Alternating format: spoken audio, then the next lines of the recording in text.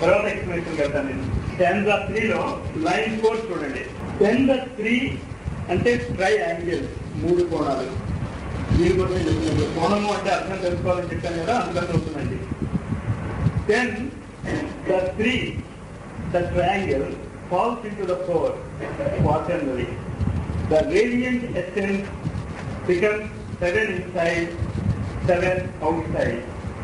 The luminous egg, Hiranyagarbha, which in itself is straight, curdles and spreads in milk-white curd throughout the depths of mother, the root that grows in the depths of the ocean of life. ఇది 4th line. తర్వాత 5th line కాస్త చూడండి. The root remains, the light remains, the curd remains, and still cinema పాట ఏంటది? OA OA ఏంటది? అదే రాశాడు ఇక్కడ. OEAHOO ఎలా పలకాలో అని చెప్తూ నేను చాలా ధైర్యం చేసి ఈ పదాన్ని నేను రాస్తున్నాను. నేను ఎందుకు రాస్తున్నాను అని చెప్తానంటే కమెంట్రీలో ఇక్కడ ప్రింటింగ్ దాంట్లో లేదు. The mystic name OEAOHOO is given out because without a thorough mastery of the triple pronunciation, it remains forever ineffectual. ఈ శబ్దాన్ని ఉచ్చారణ చేయడానికి మనం ఏదైనా ప్రయత్నం చేద్దాం. మనకి కాత కాదు అంది కదా, కాత కాదు అంటేనే పౌరుషం వస్తుంది మనకి. అంచేత దాన్ని ఉచ్చారణ చేయడానికి ఏదైనా మనం ప్రయత్నించగలమో చూద్దాం. OEAOHOO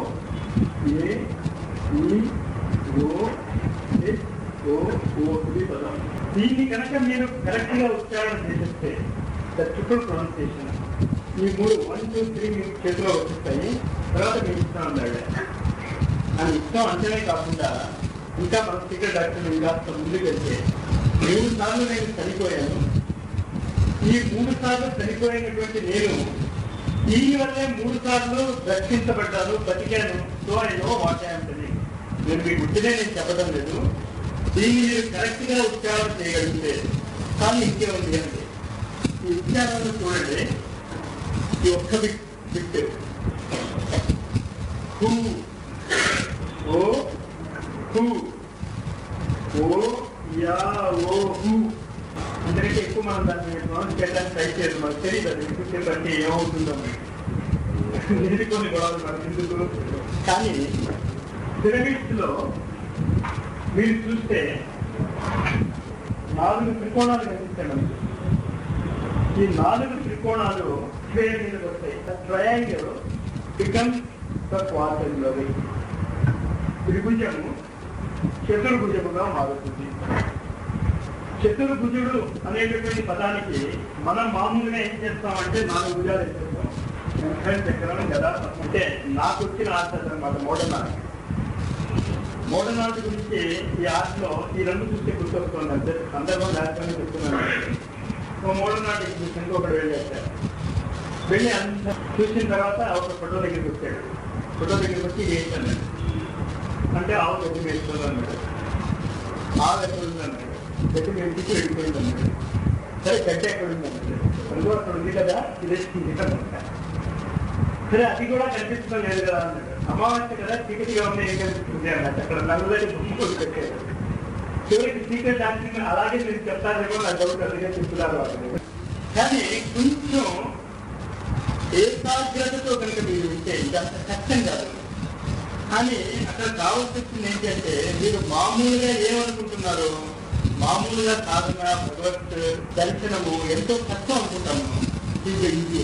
కానీ అది ఎంత ఈజీ అయిపోయిందంటే అంత ఈజీగా అది జరుగుతుంది అంటే మనం ఒప్పుకోవాలి. కష్టపడి వెళ్ళాలి అని చాలా కష్టపడుతూ ఉంటాం. సత్యానం సులభం సాధన అని జరగడం చాలా సులభంగా నేను జరుగుతాను అంటాడు. నర్సింగ్ వెళ్ళి నేను చాలా కష్టపడతాను, నేను చాలా సాధన చేస్తే తప్ప నాకు అంటాను. సరే లేదంటారు పాపం. చిత్రం భవతి ధర్మాత్మ స్వల్ప మధ్యస్థ ధర్మం. స్వల్పంగా మీ ధర్మాన్ని చేస్తాను ఉంటాడు. అంతేత ఆ స్వల్పాన్ని నేను ఎక్స్పాండ్ చేయడానికి ప్రయత్నం చేయగలను. కన్ఫ్యూజ్ చేస్తున్నాను ఏమో నా డౌట్. నేను కన్ఫ్యూజ్ కాకుండా వారి ధ్యానం పిరమిడ్. ఈ పిరమిడ్ ఎందుకు చెప్తున్నాను నేను? ఈ కోణాల గురించి ఎక్స్ప్లెనేషన్ ఇస్తూ ఈ కోణాల గురించి చెప్పుకోవడానికి పిరమిడ్ తీసుకొచ్చాను. ఈ కోణాన్ని ఎందుకు తీసుకొచ్చాను అంటే సూర్యుడు చంద్రుడు ఎదురెదురు ఎలా ఉంటారు, బాహ్య జగత్తులో పూర్ణిమ నాడు ఎదురెదురు అవుతారు. అంతర్జగత్తులో సూర్యుడు చంద్రుడిని మనం ఎదురెదురుగా ఎలా చేసుకోవచ్చు అనేటువంటి సాధనకి ఇది చాలా బాగా ఉపయోగపడుతుంది. దీన్ని మనం ఉపయోగించుకోకపోతే దీన్ని ఉపయోగించుకుంటాం. విష్ణువుని విశ్వం విష్ణువు ఎక్కడారో ఆ చతుర్భుజ స్వరూపాన్ని కనుక మనం స్పష్టంగా అర్థం చేసుకుంటే ఆ విష్ణుతత్వాన్ని ఈ రోజు ఈ క్షణమే మీరు ఆ సర్వవ్యాపకత్వాన్ని అర్థం చేసుకోవడానికి ఒక స్టెప్ ముందుకు వేసేయగలం. ఏం చెప్తున్నాం మనం ఇక్కడ? శ్వాస తీసుకుంటున్నాం. ఆజ్ఞాచక్రం కిందకి ఈ 5 చక్రాలు కూడా కిందకి వచ్చింది శ్వాస. ఈ శ్వాస కిందకి వచ్చినప్పుడు ఏ విధమైనటువంటి మార్పు జరుగుతుంది? శబ్దము వాయువుగా మారుతుంది, వాయువు అగ్నిగా మారుతుంది, అగ్ని జలముగా మారుతుంది, జలము పృథ్వీగా మారుతుంది. ప్రస్తుతం మనం ఉన్నటువంటి స్టేజ్ ఆఫ్ ఇవల్యూషన్, మనకున్నటువంటి స్టేజ్ మనం చూసుకుంటే ఈ కింద ఉన్నటువంటి 3 చక్రాలని మనం మాస్టరీ చేస్తాం. ఈ 3 చక్రాలని మనం చాలా బాగా ఉపయోగించుకోవాలి. పృథ్వీతత్వాన్ని జలతత్వము అగ్నితత్వంతో కలిపి పృథ్వీతత్వంలో మనకి కావలసినటువంటి ఏ లోహాన్నైనా ఏ విషయాన్నైనా మనం బయట లాగించుకోవాలి. ఇనువుని ఎలిమెంటల్ ఏ లోహాన్నైనా కూడా మీరు దాన్ని జలంగా మార్చి వ్యవస్థితిలోకి మార్చి ఎలా మారుతున్నా మనం అగ్నిని ఉపయోగించి దాన్ని మార్చేసుకోగలుగుతుంది. దీన్ని ఉపయోగించుకోకుండా వాయువుని మాత్రమే ఉపయోగించి మనం మార్చుకోవడానికి ప్రయత్నం చేయగలమా అని చెప్తున్నాను. అగ్ని, జలము, పృథ్వీ ఈ 3 మనం ఉపయోగించుకుంటున్నాం కదా.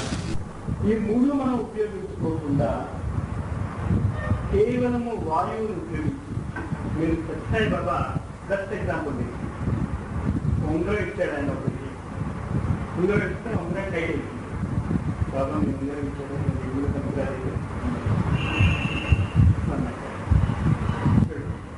కరెక్ట్గా సెట్ అయిపోయింది. ఇంకోసారి ఆయన ఏం చేశాడు, ఒక పాము బాల్ తీసుకున్నాడు. పాము బాల్ తీసుకుని దాని ఇంటర్వ్యూ ఇస్తున్నాడు. ఆయన ఇంటర్వ్యూ ఇస్తే ఏం చేస్తున్నాడు, బోర్ ఉంటుంది కదా, బోర్తో ఏదో ఒక ఇలా డయాగ్రామ్ తీసుకున్నాడు, ఒక క్రాస్ క్రైస్ట్ బొమ్మ అది తీసుకున్నాడు. చూస్తున్నాడు అందరూ కూడా. ఏం చేస్తున్నావు బాబా అన్నాడు. ఇంటి అన్నాక ఆ పాము బాల్ ఇలా తీసాడు, ఉప్పుకున్నాడు. శిలువ మీద ఉన్నటువంటి క్రైస్ట్ వెండి బొమ్మ తయారు. కేవలము శ్వాసని కనుక మనం ఉపయోగించుకుని ఈ మిగతా 3 చక్రాలు మనం పని చేయకుండా చేయగలిగితే, అంటే వీటిని మనం ఉపయోగించుకోకుండా కేవలము శ్వాసని మనం ఉపయోగించుకుని ఈ కేవలము శ్వాసని మనం ఉపయోగించుకుని ఈ సృష్టి అంతా చేయాలి అంటే భగవద్గీతలోని ఇంకొక ఇంటిచ్చాడు, డైరెక్ట్గా ఇంటిచ్చాడు, అక్షర బ్రహ్మయోగం అనేటువంటి పేరు. ఈ అక్షర బ్రహ్మయోగంలో ఆయన ఇచ్చినటువంటి సాధన టెక్నిక్ ఏంటి అంటే రాత్రి మీద సహస్రాంతం తెలుగో రాత్రి విడవలేన ఒక అహోరాత్రాలలో, అంటే ఒక పగలు ఒక రాత్రిలో మనము 21,600 సార్లు శ్వాస తీసుకుంటాం. నిమిషానికి సుమారు మనం 16 సార్లు శ్వాస తీసుకుంటాం. మొత్తం మీద మనం కౌంట్ చేస్తే 2 సెకండ్ల శ్వాస లోపలికి వెళ్తుంది, 2 సెకండ్ల శ్వాస బయటకు వస్తుంది. ఈ 2 సెకండ్ల పాటు లోపలికి వెళ్ళే శ్వాస, 2 సెకండ్ల పాటు బయటకు వచ్చేటటువంటి శ్వాస, దీన్నే పిండాండం అంటాం. జాగ్రత్తగా అర్థం చేసుకోండి. ఈ ఒక్క స్టెప్ జరిగిన తర్వాత మిగతా వస్తే ఈజీ అవుతుంది. శ్వాస లోపలికి వెళ్ళింది, శ్వాస బయటకు వచ్చింది. ఈ శ్వాస లోపలికి వెళ్ళటము బయటికి రావటము అనేటటువంటి ప్రాసెస్ ని పిండాండము అంటాం. ఇంకేత ఈ 2 సెకండ్ల పాటు లోపలికి శ్వాస వెళ్ళడం, 2 సెకండ్ల పాటు శ్వాస బయటికి రావటం అనేది జరగలేదనుకోండి, పిండాండం ఉండదు, శరీరం ఉండదు. అంచేత ఈ శరీరం ఎగ్జిస్టెన్స్ లో ఉండాలి అంటే పుట్టిన క్షణం దగ్గర నుంచి శ్వాస ఆగిపోయే క్షణం వరకు కూడా ఈ 2 సెకండ్ల పాటు లోపలికి వెళ్తూ ఉండాలి, 2 సెకండ్ల పాటు బయటకు వస్తూ ఉండాలి. ఈ 2 సెకండ్ల పాటు అది లోపలికి వెళ్ళి బయటికి వచ్చేటటువంటి టైం పీరియడ్ లో ఏం చేయగలుగుతుంది? ఈ మొత్తం శరీరంలో ఉన్నటువంటి ఎన్ని మిరాక్యులస్ ఇంద్రియాలు అవయవాలు ఉన్నాయో వాటన్నిటికీ కావాల్సినటువంటి ప్రాణశక్తిని ఇచ్చేస్తుంది. మీరు పీల్చుకునేటటువంటి శ్వాసని 22 సెకండ్ల పాటు లోపలికి పీల్చుకుని 22 సెకండ్ల పాటు మీరు బయటికి వదలగలిగితే సృష్టి రహస్యం అంతా మీకు అర్థమైపోతుంది. ఏవో రాత్రి విరోజన అంటే దానికి ఎవరు చాలా సింపుల్ మాట్లాడారు. నేను ఇప్పుడే ఇంగ్లీష్ చూపించేస్తాను. గడియారం ఎదుర్కొండా పెట్టుకుంటాను. మీ ప్రయత్నంలో జరగకూడదు. సహజం కర్మ కౌంటేయ. కర్మ నెంబర్ 3 స్టాండ్ యాక్షన్ ఏంటంటే సహజంగా జరగాలి. మీరు ఆ డీప్ బ్రీదింగ్ అన్నది మీ ఎగ్జర్షన్, మీ ప్రయత్నం వల్ల రాకూడదు. అందుకే దాన్ని కేవలం కుంభకము అన్న. మన ప్రయత్నం వల్ల శాస్త్రం ఆ మార్పు రాకూడదు, దానంటే అది రావాలి. కాబట్టి ఏం చేయాలి? దానికోసం మీరు డీప్ బ్రీదింగ్ చేయాలి. ఈ డీప్ బ్రీదింగ్ చేస్తున్నప్పుడు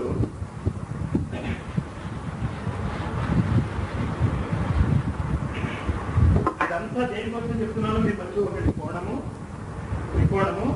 త్రికోణం నుంచి ఈ క్వార్టర్ని మన శరీరంలో ఎలా అవుతుందో చెప్పడానికి ప్రయత్నం చేస్తున్నాను నేను. ఇవి 2 నాస్ట్రిల్స్, ముక్కు, శ్వాస ఇటువైపు నుంచి అయినా లోపల పెట్టచ్చు, ఇటువైపు నుంచి అయినా లోపల పెట్టచ్చు. ఈ బిందువు దగ్గర టచ్ అవుతుంది. ఎడమవైపు నుంచి వెళ్తే ఇలా అంటాం, కుడివైపు నుంచి అయితే పింగళ అంటాం. ఈ బిందువు దగ్గర కలుస్తుంది, ఇప్పుడు ట్రయాంగిల్ ఏర్పడుతుంది. దీన్ని అగ్ని అంటాం. నదే సూర్యో నశంకో నపావత. ఈ మూడింటిని ఉపయోగించుకోకుండా అంటే నాస్ట్రిల్స్ ని ఇక్కడ ఉన్నటువంటి బిందువుని ఉపయోగించుకోకుండా శ్వాస పీల్చుకునేటటువంటి విధానాన్ని మీరు కనిపెట్టాలి. విధానాన్ని కనిపెట్టాలి అంటే అది మీరు నేర్చుకోవాలేమో అని నేను చెప్పాను అనిపిస్తుంది. మీకు నేర్చుకోవాల్సింది ఆల్రెడీ ఇవ్వాలి, కానీ దాన్ని గుర్తించడం లేదు. మనందరికీ డౌట్ ఏంటి అంటే శ్వాస మన ముక్కు ద్వారా పీల్చి అది అలాగా వెన్నుపూసలో ఉన్నటువంటి పంచచక్రాల నుంచి కిందకి వెళ్ళి బయటకు వస్తేనే మనం బతుకుంటాము అని అనేక మంది యోగులు, ముఖ్యంగా సీక్రెట్ ఇవ్వాలి. అనేక ఫోటోగ్రాఫ్స్ సహా ఎగ్జాంపుల్స్ ఉన్నాయి మన దగ్గర. యోగులు కావాల్సి వచ్చినప్పుడు భూమిలో భూస్థాపితం అయిపోయి శ్వాస లేకుండా 6 నెలలు 9 నెలలు సంవత్సరాల పాటు ఉన్నవాళ్ళు ఉన్నారు. ఇది చెక్ చేసుకోవాలి మీరు. ఈ చెక్ చేసుకునే ప్రాసెస్ కోసమే నేను ప్రతిరోజు రాత్రి మిమ్మల్ని శ్వాస గమనించమనేది. ఆ శ్వాస గమనిస్తూ ఉంటేనే మీకు ఈ త్రికోణం అర్థమవుతుంది. ఈ త్రికోణం అర్థం కానంత వరకు నిజమైన యాక్షన్ కర్మ ఫలము ఎలా వదులుకోవాలో మనకు తెలియదు. మళ్ళీ జాగ్రత్తగా చెప్తున్నాను, దాన్ని అర్థం చేసుకోండి. శ్వాస ముక్కు ద్వారా పీలుస్తున్నాం మనం, ఇలా అన్నాం, పింగళ అన్నాం. వీటి మధ్య 180 degrees కోణం ఏర్పడితే, వీటి మధ్య ఇటువైపు నుంచి వెళ్తున్న శ్వాస ఇటువైపు నుంచి వెళ్తున్న శ్వాస మధ్య 180 degrees శ్వాస ఏర్పడితే శ్వాస యొక్క ప్రోసెస్ ఎలా ఉంటుందో మీరు ఊహించి చెప్పగలరా? లేకపోవచ్చు. మీరు ఇలా శ్వాస వెళ్తుంది, ఇలా శ్వాస వెళ్తుంది, రకరకాల కోణాలు ఏర్పడుతున్నాయి, విధులు ఏర్పడుతున్నాయి. మన కోరిక ఏంటి? ఆ శ్వాస 180 degreesగా మారాలి. 180 degreesగా మారినప్పుడు ఈ కోణం ఉందే, ఈ కోణం యొక్క షేప్ ఎలా ఉంటుందని ఉద్దేశం స్ట్రైట్ లైన్ అవుతుంది. బ్రహ్మరంధ్రం నుంచి కింద వెళ్తుంది, పైకి వెళ్తుంది. విద్యుత్ షేప్ పై నుంచి కిందకి, కింద నుంచి పైకి బ్రహ్మరంధ్రం అంటే మెరుగడం. ఇక్కడ బిందువు అసలు నిజంగా మీరు అర్థం చేసుకోగలిగితే ఇప్పుడు కూడా మనం తీసుకునేటటువంటి శ్వాస ఇక్కడి నుంచి కిందకి ఎక్కుతుంది, ఇక్కడి నుంచి పైకి ఎక్కుతుంది. ఇది మనకి అనవసరం. కానీ అన్ఫార్చునేట్ గా ప్రాబబ్లీ ఫార్చునేట్ ఇక్కడ వెళ్ళిపోతే మృత్యు ఉండదు. మృత్యు లేని స్థితి ఇప్పుడున్న పరిస్థితుల్లో I don't think anybody likes it కదా. అంటే ఫార్చునేట్ అయ్యాను. శ్వాస ఇదే అనుకుంటున్నాం మనం. ఇదే అనుకోవటం వల్ల వచ్చినటువంటి అనుష్ఠానాలన్నీ కూడా ఇది అర్థం చేసుకున్నాక లైన్స్ కొన్ని చదువుతాను చూడండి. Then we stop for today.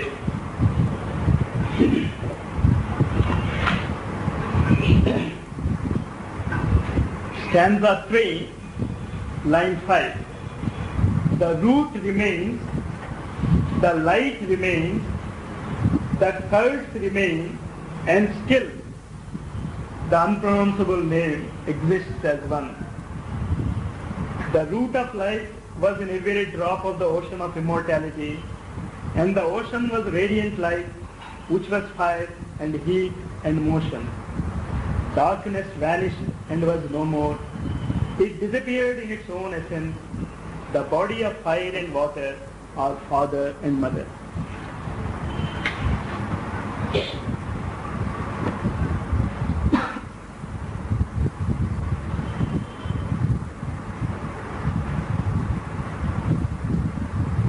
Secret డాక్టర్లో యాక్చువల్గా మనం చేయాల్సిన ప్రయత్నము, ఇంతసేపు మనం మాట్లాడుకుంటున్నటువంటి ప్రయత్నం ఏంటి అంటే, వ్యక్తిగా మనం జీవించేటటువంటి విధానం ఒకటి ఉంది, ఆత్మస్థితిలో పరమహంస స్థితిలో జీవించేటటువంటి విధానం ఒకటి ఉంది. ఈ రెండు విధానాలలో ఏదో ఒక విధానాన్ని మనం ఆచరించగలం తప్ప రెండు విధానాలని మనం ఆచరించలేము. మనం ఇప్పుడు చేస్తున్నటువంటి చాలా పెద్ద తప్పు ఏంటి అంటే, భగవంతుడి దర్శనం మనకు అయిపోయాక కూడా నేను నాలాగే మిగిలి ఉంటాను, నాకే భగవంతుడి దర్శనం అవుతుంది, మీకు అవదు. మీరు భగవంతుడిలాగా మారిపోగలరు, కానీ భగవంతుడి యొక్క దర్శనం మీకయ్యి మీరు మీలాగే ఉండటం అన్నది అసంభవం. దాన్ని చెప్పటానికి ఇప్పుడు నేను చదివేటటువంటి స్టాంజా చూడండి, number 7, stanza 3. Behold O Lanoo అంటే శిష్య, the radiant child of the two. The radiant child of the two అంటే ఇడాశ్వాస పింగళాశ్వాస, దాని యొక్క చైల్డ్ మనం. The unparalleled refulgent glory, bright space, son of dark space, who emerges from the depths of the dark waters. He shines forth as the sun. He is the blazing divine dragon of wisdom. He is the Eka, is Chatur, and Chatur takes to itself 3, and the union produces the Sapta, in whom are the 7 which become the Tridasha, are the hosts and the multitudes. Behold him lifting the veil and unfurling it from east to west. He shuts out the above and leaves the below to be seen as the great illusion. He marks the places for the shining ones and turns the upper space into a shoreless sea of fire, and the one manifested into the great waters. సముద్ర మంథనము అనేటటువంటి సంఘటన చాలాసార్లు మనం వినుంటాం. ఈ సముద్ర మంథనానికి శ్వాస పీల్చుకునేటటువంటి విధానానికి చాలా దగ్గర సంబంధం ఉంది. మీరు శ్వాస పీల్చుకుంటున్నప్పుడు కూడా ప్రతిసారి మీరు శ్వాస ఒకసారి పీల్చుకుని ఒకసారి వదులుతూ ఉంటే సముద్ర మంథనమే జరుగుతుంది. కానీ సముద్ర అనే పదానికి అర్థం ఏంటి అంటే, సా అంటే విత్, ముద్ర అంటే ఫీల్. ఏ విధంగా ఇవాళ రాత్రి పడుకున్నాము, సీల్ ముద్ర, సీల్ వేస్తాం కదా, ముద్ర పడిపోయి ఉంటుంది. మన జీవితంలో ఇవాళ రాత్రి మనం పడుకోబోతున్నాం. ఇవాళ రాత్రి మనం పడుకోబోతున్నప్పుడు జరిగేటటువంటిది ఏంటి? ఇవాళ మనకు వచ్చిన అనుభూతులు, ఇవాళ మనం నేర్చుకున్నటువంటివి, మనకి నచ్చినవి, మనకి నచ్చనివి, మనకి మిత్రులు, శత్రువులు, వీళ్ళందరూ కూడా తలొక ముద్ర వేసేస్తూ వెళ్ళిపోతూ ఉంటారు. ఈ తలొక ముద్ర వాళ్ళు వేసేస్తూ వెళ్ళిపోతున్నప్పుడు మనం కొన్ని అనుభూతులకి లోనవుతాం. కొన్ని నచ్చుతాయి, కొన్ని నచ్చవు. రాత్రి నిద్రపోతాము. నిద్రపోయినప్పుడు మనం ఏమని చెప్తాం? చీకటిలో వెళ్ళిపోయామంటాం. కానీ నిన్న నేను చెప్పాను మీకు, చీకటి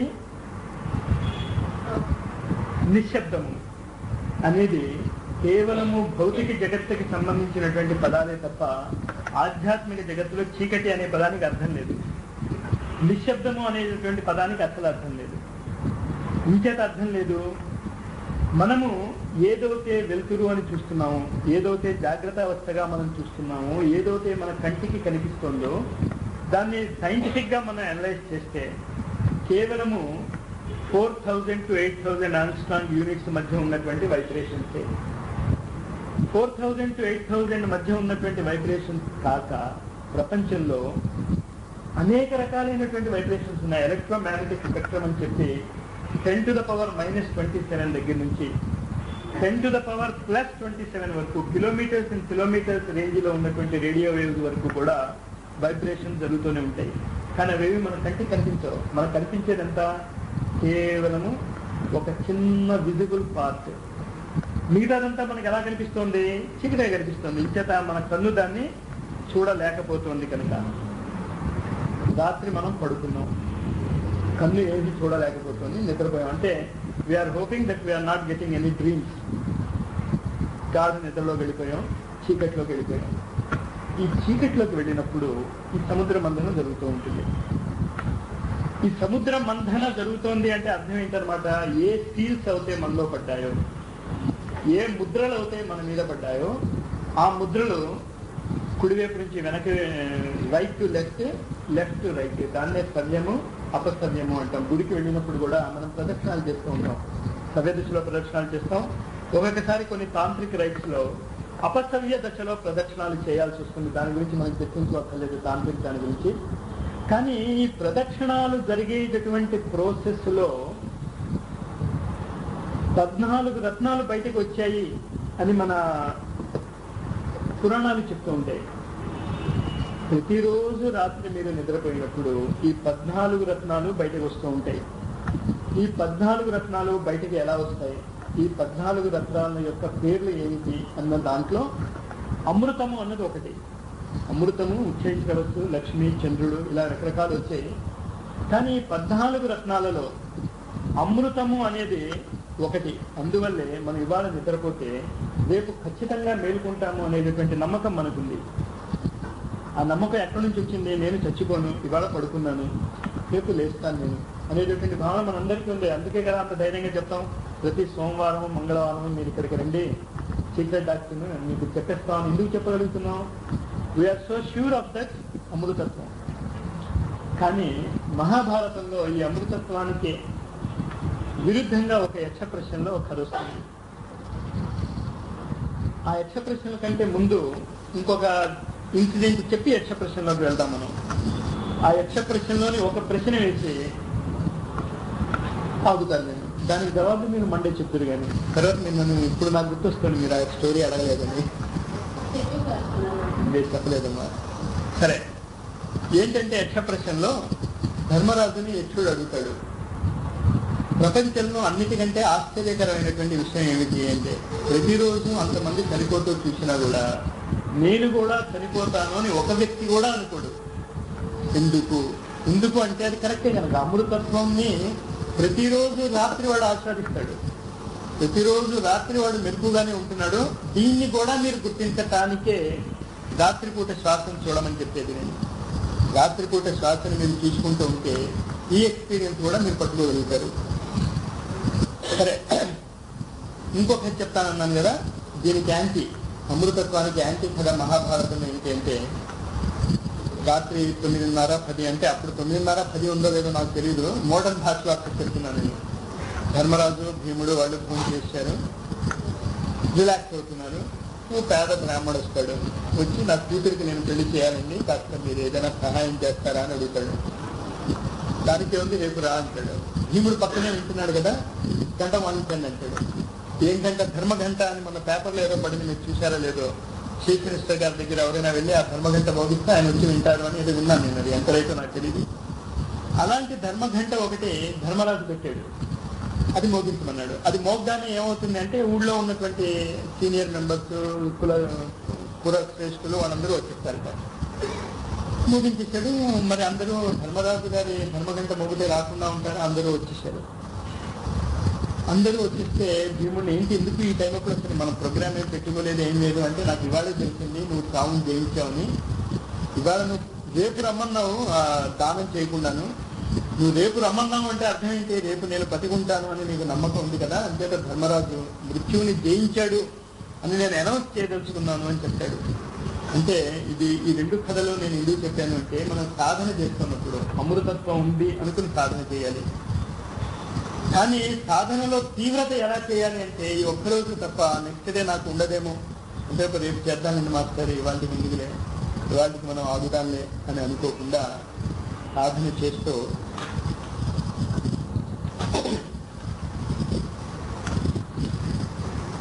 లాస్ట్ స్టాంజా 3 8th లైన్ అక్కడితో ఆపేస్తాను నేను. ఇంకేంటి ఇందులో 12 ఉన్నాయి, అన్ని యాక్షన్ కి సంబంధించినవే.